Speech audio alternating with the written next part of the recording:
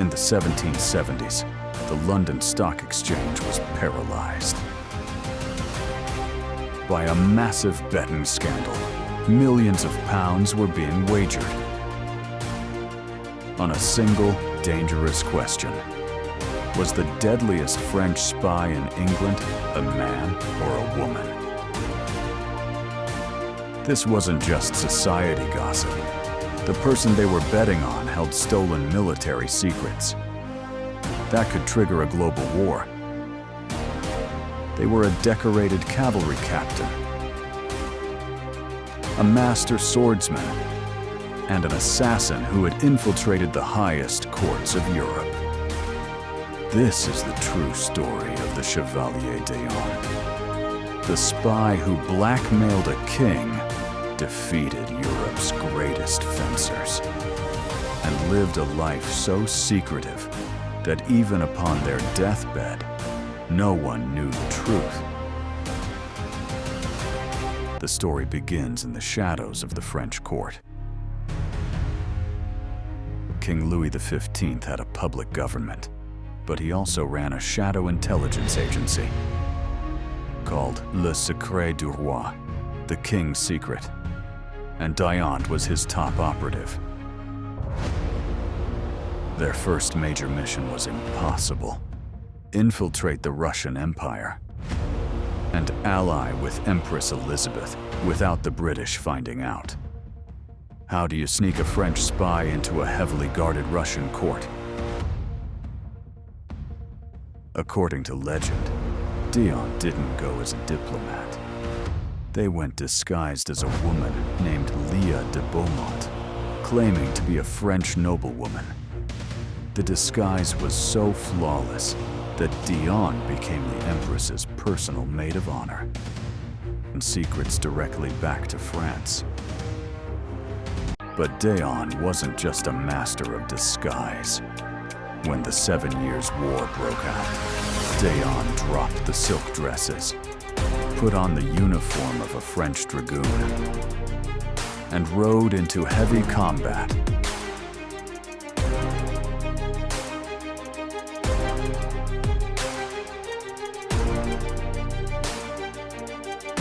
Getting wounded in battle.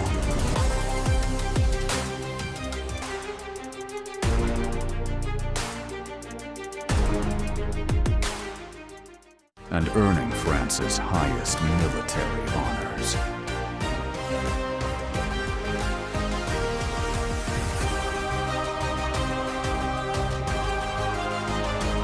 They had proven they could fight like a demon. But their most dangerous war was about to be fought off the battlefield. By 1763, d'Eon was sent to London to negotiate peace. But behind closed doors, they were scouting British coastlines for a secret French invasion. d'Eon held the invasion plans, documents so explosive they could destroy the French monarchy if leaked. Then, the king betrayed them. France tried to demote d'Eon and recall them to Paris. Knowing that returning meant a silent execution, d'Eon did the unthinkable. They went rogue. d'Eon threatened to publish the king's secret invasion plans to the British press, unless they were given a massive pension of protection. The greatest spy in France was now holding the king hostage. Trapped in London and fearing assassins, d'Eon started appearing in public exclusively in women's clothing. The rumors exploded. Was this a disguise to avoid hitmen? Or was the deadliest dragoon in the French army actually a woman the entire time? The London betting scene went completely out of control. Syndicates were formed, and newspapers published daily tracking the odds. Meanwhile, French hitmen were roaming the streets of London. looking for a way to silence Dion without triggering the release of the invasion plans. Dion responded by turning their life into a public spectacle.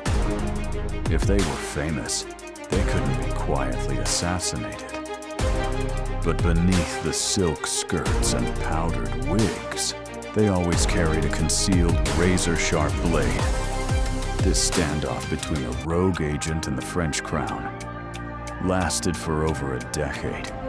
Neither side could make a move until King Louis XV died. His successor, King Louis XVI, wanted the invasion plans back at any cost, setting the stage for the most bizarre treaty in European history. Finally, the new King of France offered a deal. Dion could return from exile and keep their pension, but on one strict condition: they had to officially register as a woman and wear dresses for the rest of their life. Dion agreed. They signed the bizarre treaty. But there was one thing they refused to give up: their sword. In their later years, exiled back to England, Dion toured Europe giving public fencing exhibitions. Imagine the sight for the crowds that gathered. An elderly woman in a heavy, ruffled black silk gown, effortlessly disarming the greatest male fencers of the age. They were a living legend, an unstoppable force. But history is rarely kind to its legends. In 1789, the French Revolution erupted.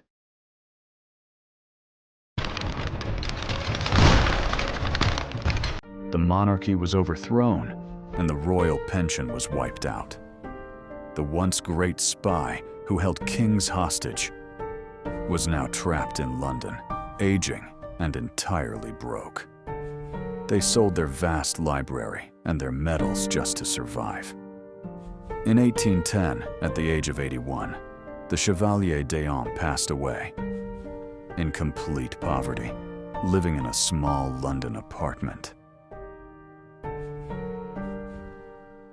The world thought the legend was over, but the mystery wasn't. When the doctors arrived to prepare the body, they made a discovery that shocked the entire world.